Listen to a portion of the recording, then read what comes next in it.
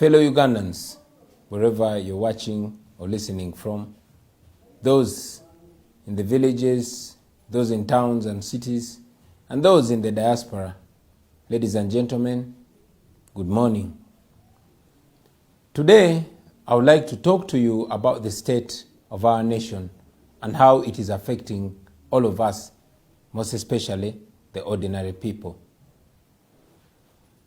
On behalf of the leadership of the National Unity Platform, I salute you, ladies and gentlemen, all of you, our people, who have trusted us to speak and act on your behalf on public policy matters.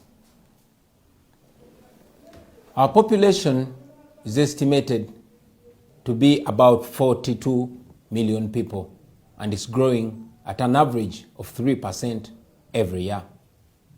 Uganda's population is expanding much faster than most countries at Uganda's development level. So I'm speaking to you, ladies and gentlemen, at a time when our fast-growing population is facing fast-rising prices of almost everything, with clearly no hope of any kind of relief from the state. I am aware, ladies and gentlemen, of the lost hope and of the shattered livelihoods which is caused by the high cost of living. 2022 is probably the worst year for salary earners and for farmers whose produce must be transported by trucks running on diesel. Transport for the people, especially public means, is slowing down as the transport costs are rising. At the same time, the presidency, which is State House and President's Office, have already spent 971 billion, almost a trillion shillings. Yes, 971 billion shillings.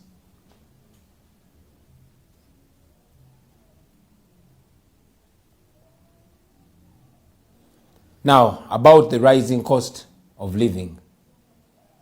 On the 22nd of May, General Museveni addressed the nation about the rising cost of living.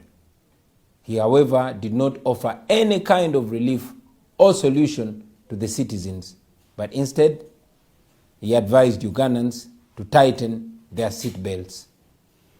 Well, on his part, he continues to spend public money as if he's not aware that the country is suffering a price shock. Between November 2021 and April 2022, prices of household commodities increased to levels which are way beyond the reach of the ordinary citizens. This information is on the Uganda Bureau of Statistics website, the UBOS website, and it's available for all of you to see. Therefore, fellow Ugandans, for us to arrest this situation, government must go back to the fuel market. And yes, government must do the following things.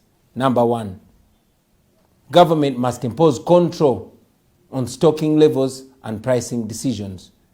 No responsible government continues to just cry and lament on forces of demand and supply when the Petroleum Supplies Act allows the government to do something.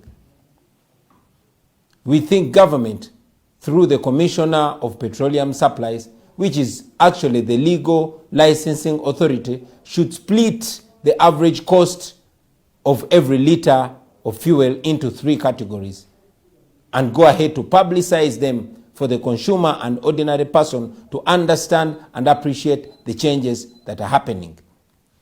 First, the unit cost of delivering a liter of fuel from wherever it's coming from to the borders of Uganda. Secondly, the tax per unit. And third, the margin of profit per unit. Now, every liter of fuel, whether petrol or diesel, has a unit cost. A cost of bringing it to the border. It could be Malaba, it could be Busia or Mutukula. For example, a liter is brought from the refineries in the Middle East up to Busia at a cost of, for example, 2,800 shillings. And this is the first level of costing. Now, the second level is tax. So you add the tax on that 2,800, which, is brought on our borders. The third category is the profit margin. Now, this is where everything goes wrong. The fuel companies are setting a higher profit margin, while the consumer has generally accepted to be exploited. The companies are setting whatever prices they want, while the regulator is quiet. This is not a mistake, ladies and gentlemen, because the same people who are supposed to regulate are actually the same people in the fuel business. So they cannot regulate themselves. They also do not break down and publicize all these details in transparency for you, the common person, to understand, because they want to exploit you in ignorance. Number two, we think the government must abolish fuel marking, because this is a useless exercise which was only useful in the years before customs computerized cargo tracking. But today, it only holds and delays trucks at the border for nothing. And number three, and most urgent and important of all, is government must suspend taxes on crude vegetable oil and wheat. This will help to reduce the prices of essential items like chapati. The ghetto people in our cities, in the towns and the trading centers largely survive mainly on chapati, which also makes chikomando and makes Rolex. And this policy decision is very urgent and indeed long overdue. Let's forget about this business of Museveni coming to tell us to eat cassava if we can't afford bread. Cassava or cassava flour cannot make chapati. It cannot make chikomando, therefore it cannot make Rolex. But that goes ahead to just show how disconnected Museveni is from the people. Now you're going to ask me, how do we deal with the revenue lost by removing tax from vegetable oil and wheat? My answer is simple. Cut the classified expenditure in order to accommodate the revenue loss created by a tax exemption on the cooking oil and wheat. Simple.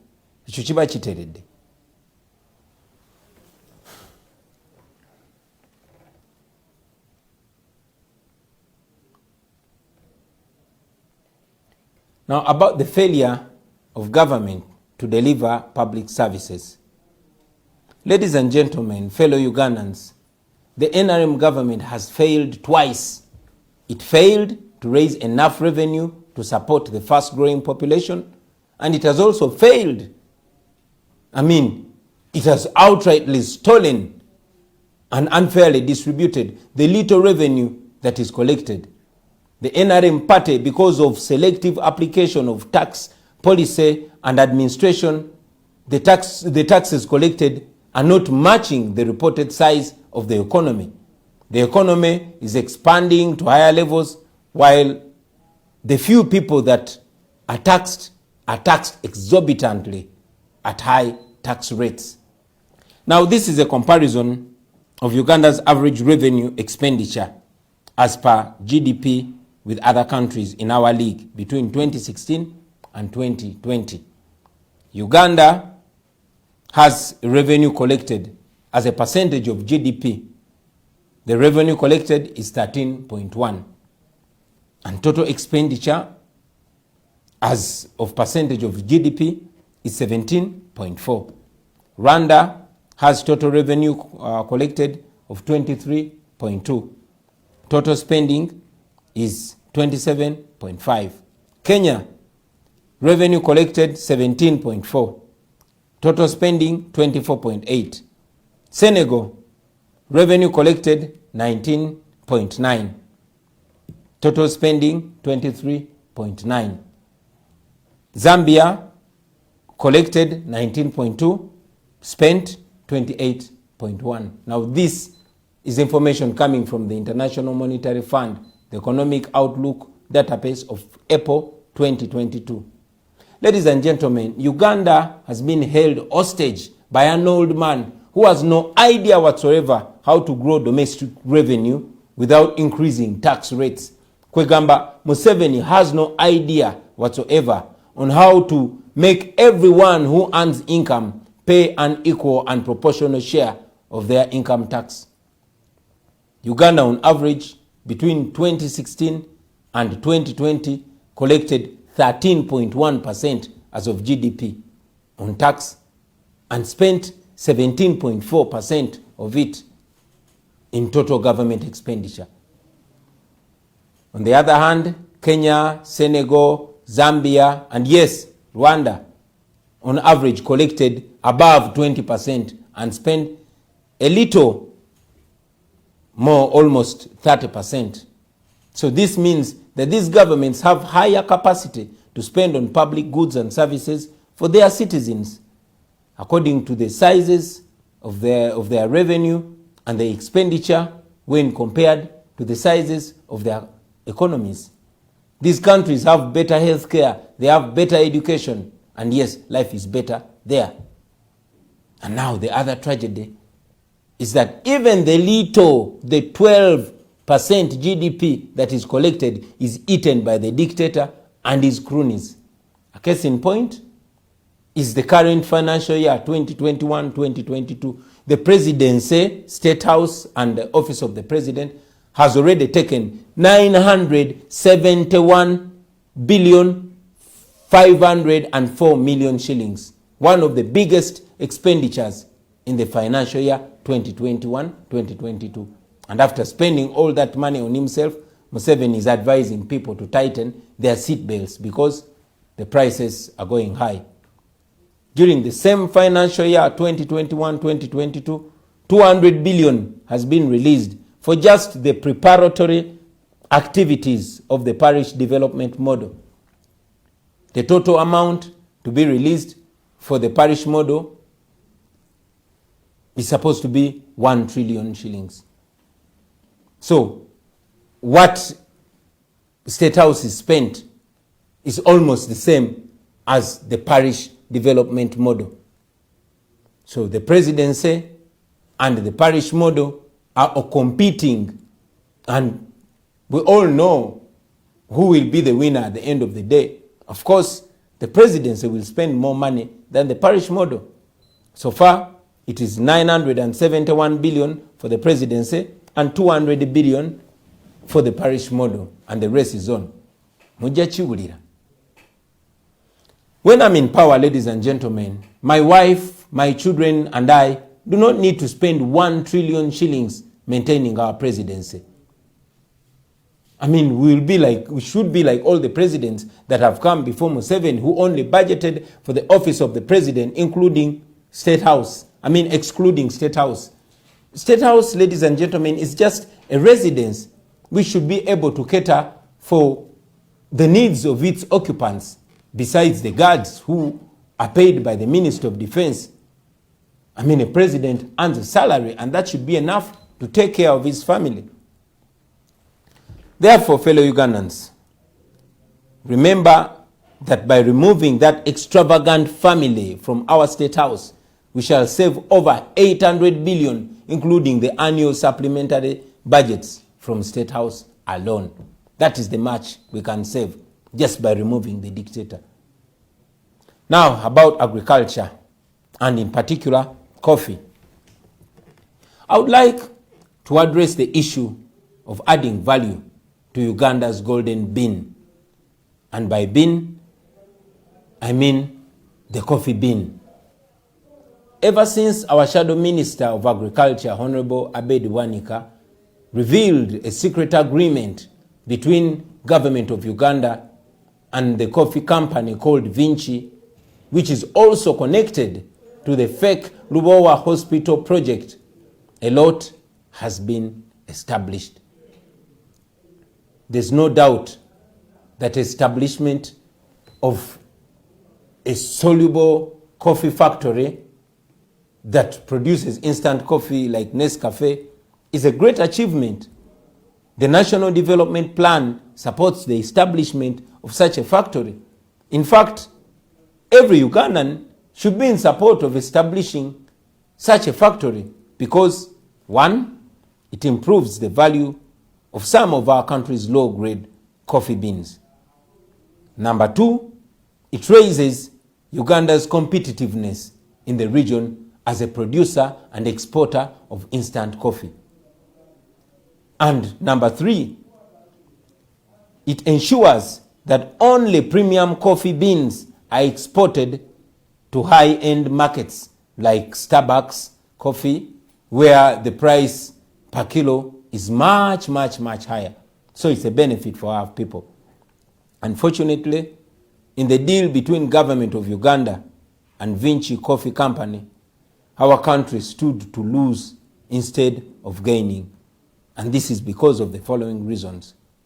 Reason number one, the factory was not targeting to add value to the low-grade beans. Instead, the agreement ring-fenced the high-value beans usually reserved for brewed coffee, not soluble instant coffee. Now, this means that Vinci, instead of exporting high-value beans unprocessed by giving all premium beans to Vinci, a monopoly over this cream coffee was created. And this led to directly knocking out other exporters from the business of exporting coffee beans. And this does not make economic sense because premium beans are given only to one company, and in effect, all the current exporters of coffee would eventually be kicked out of business. Number two, globally, instant coffee is produced from low-value coffee beans, while brewed coffee is made from the large premium roasted beans. Now, in the agreement, which Parliament has since moved to terminate, Vinci is seen prioritizing beans made for brewed coffee, not instant coffee, which the factory ordinarily meant to produce.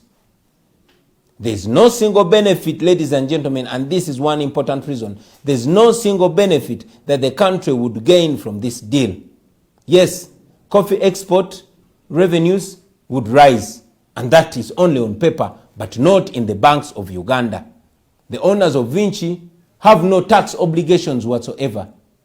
So it makes business sense for Pinetti and her colleagues to basically take away all the revenue for at least 10 years, while at the same time they are receiving subsidies like electricity charges, which is below even the cost price. Number four, Vinci came to Uganda with nothing. The fact that they were given land to establish a factory by government, Vinci, the so-called rich investor, applied for authority to use the same land to acquire a loan, and in the typical NRM mafia style, the application was approved by Uganda Investment Authority. And without shame, the Minister of Finance confirmed to Parliament that he signed the agreement without seeing the feasibility study, without a market survey report, or even proof of funding. So in summary, this is just another briefcase investor who is being used by the Museveni mafia government to do another Lubowa hospital kind of fraud. Finally, ladies and gentlemen, as NUP, we support the establishment of a soluble coffee factory, but a factory that targets adding value to some of our low-value coffee beans, which also brings us profits when we export them. The Uganda Coffee Development Authority should continue supplying coffee seedlings to farmers across the country because you know what? Emwanyi terimba. In conclusion, fellow Ugandans, today I have just briefly highlighted on some of our pressing issues and how we can deal with them. But I would like to remind you that the dictator is desperately, trying to use all means to hold on to power. He has designed his system to make every one of us a beggar struggling not to live better lives, but just for survival. It is therefore the duty of every Ugandan to do whatever you can in your ability to remove the dictator. We intend to continue giving facts to the nation so that all citizens of Uganda can understand and appreciate why we must change the situation and change it very soon. Today, we have picked just a few areas for your information and reflection, and in the coming days, we shall address you especially on healthcare, on education, on job creation, on infrastructure, and importantly, on the changing climate. As of now, I thank you very much for listening to me, ladies and gentlemen, for God and my country. People power, our power. Our power, people power. It was 9th of October 1962 when the nation was born. Beautiful and endowed with the promise of democracy, with unity and diversity, all on a mission to build a nation that would make life better for the future generations. Well, indeed, we are that generation, the grandchildren of the independence generation, and oh yes, the grandparents of the future generations. We must within ourselves find solutions, since our leaders don't seem to care for the next generation, but instead care for the next general election.